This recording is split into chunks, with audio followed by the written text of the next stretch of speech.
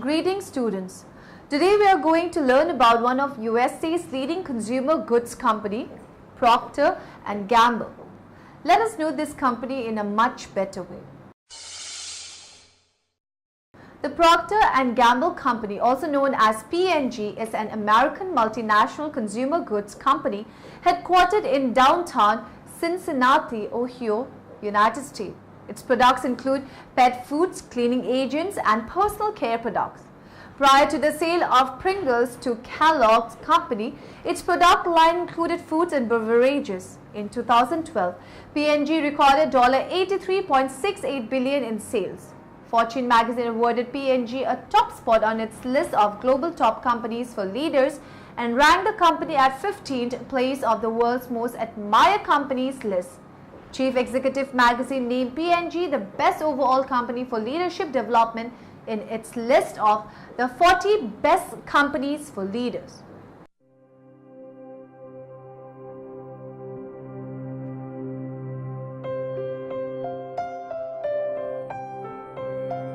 For us, it's always been about people and taking care of what matters to them, like helping him get a good night's sleep and helping her dogs live to a ripe old age.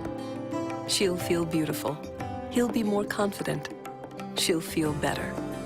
In small but meaningful ways, each of these lives is a little better because of each of us. Maybe you make the detergent that helps save energy, or market the shampoo that makes her class picture shine. At P&G, whether we make something, manage something, or move something, we touch lives, billions of them, every day. And every day, we have the opportunity to improve life, because if any one of us sees a way to make it better or easier for someone, we can make it happen. Even the smallest idea can build a better world, today and tomorrow.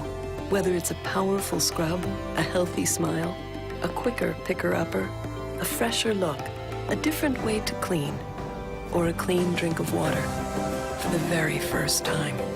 We know simple things can make a big difference. It's how each and every one of us at P&G, every single day, has the potential to touch and improve more lives. How will you touch someone's life today? William Procter, a candle maker, and James Gamble, a soap maker, immigrated from England and Ireland respectively. They settled in Cincinnati initially and met when they married sisters, Olivia and Elizabeth Norris. Alexander Norris, their father-in-law, called a meeting in which he persuaded his new sons-in-law to become business partners. On October 31, 1837, a result of the suggestion, Procter and Gamble was created. P&G's dominance in many categories of consumer products makes its brand management decision worthy of study. For example, P&G's corporate strategists must account for the likelihood of one of their products cannibalizing the sales of another.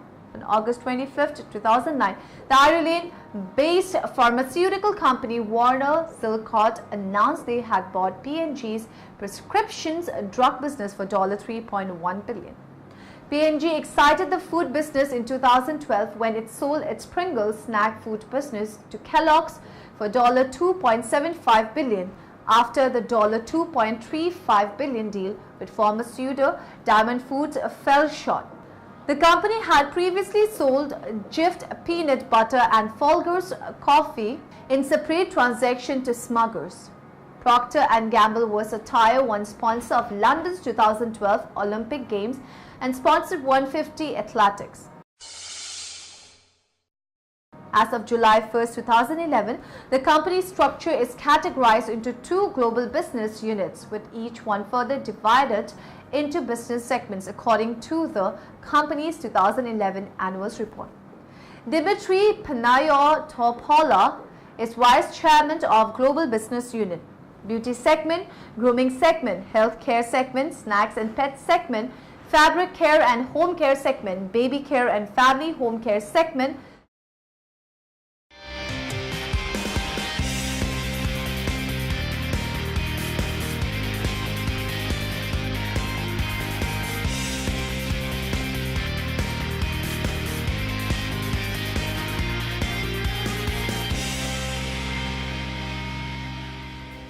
3 billion times a day, P&G brands touch the lives of people around the world.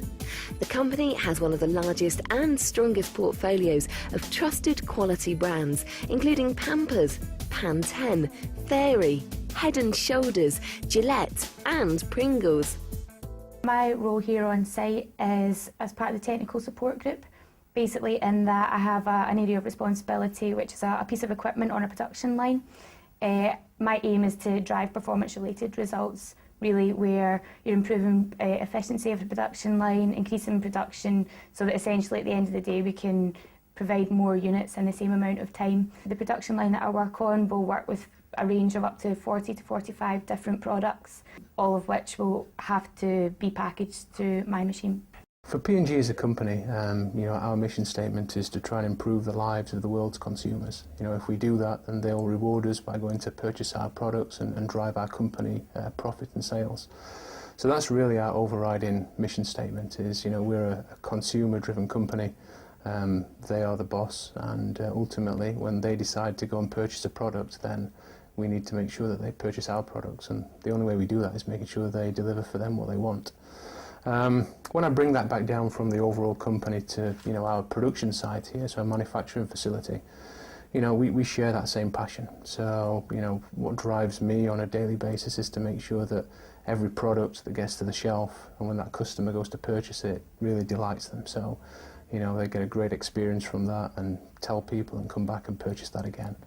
So I think from a plant's perspective, driving that real mastery in our business to make sure that we deliver perfect quality at the right levels of cost and value for the consumer is what drives us forward. The environment that we work in is that we need to be the best in terms of shipping what our consumer wants when that person wants it. We need to be the best in terms of quality. We also need to be the best in terms of launching new initiatives. We also need to be the best in terms of cost and also the way in which we manage our inventory as well. And for me, that is going to separate out, the best companies from those that struggle in this environment. Why I think P&G is a good place to work is P&G is based upon some really fundamental principles. It thinks its people are its biggest asset. The consumer is the boss. It has very high levels of integrity. 26 of P&G's brands have more than $1 billion in net annual sales according to the 2011 annual report and P&G Corporate Newsroom. Most of these brands, including Bounty, Crest and Tide, are global products available on several continents. Procter & Gamble products are available in North America, Latin America, Europe, the Middle East, Africa, Asia, Australia and New Zealand. Manufacturing operations are based in the following region: United States, Canada, Philippines, Mexico, Latin America, Europe, China, 31 wholly owned factories and other parts of Asia, Africa, Austria. Procter & Gamble produced and sponsored the first radio soap operas in the 1930s. When the medium switched to television in the 1950s and 1960s, most of the new serials were sponsored and produced by the company. The serial The Young and the Restless is currently broadcast on CBS and is still partially sponsored by Procter & Gamble. When As the World Turns left the air on September 17, 2010, The Young and the Restless became the only soap left that is partially sponsored by Procter & Gamble. Procter & Gamble also was the first company to produce and sponsor a prime time show, a 1965 spin-off of the daytime soap opera, As the World Turns, called A Private World. In 1979, PGP produced Shirley, a primetime NBC series starring Shirley Jones, which lasted 13 episodes. They also produced TBS's first original comedy series, Down to Earth, which ran from 1984 to 1987. They also distributed a syndicated comedy series, Trop.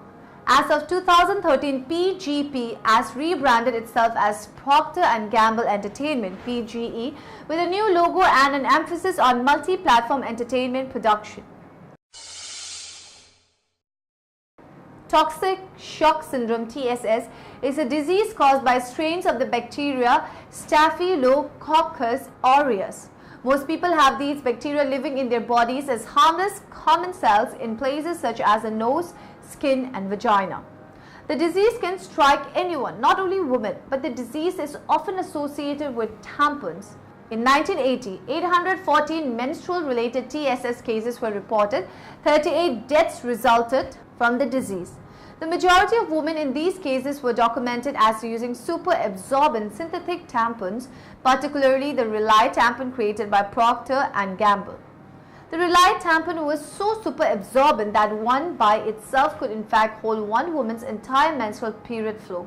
Unlike other tampons made of cotton and rayon, Rely used carbocementhalide cellulose and compressed beads of polyester for absorption. In the summer of 1980, the Center for Disease Control released a report explaining how these bacterial mechanisms were leading to TSS. They also stated that the Rely tampon was associated with TSS more than any other brand of tampon. In September 1980, Procter Gamble voluntarily recalled its Rely brand of tampons from the market and agreed to provide for a program to notify consumers. Since the 1980s, reported cases of TSS have dramatically decreased. So students, we got to know about the various aspects of Procter & Gamble. Hope the information about the company was useful to you. Have a nice day. Goodbye.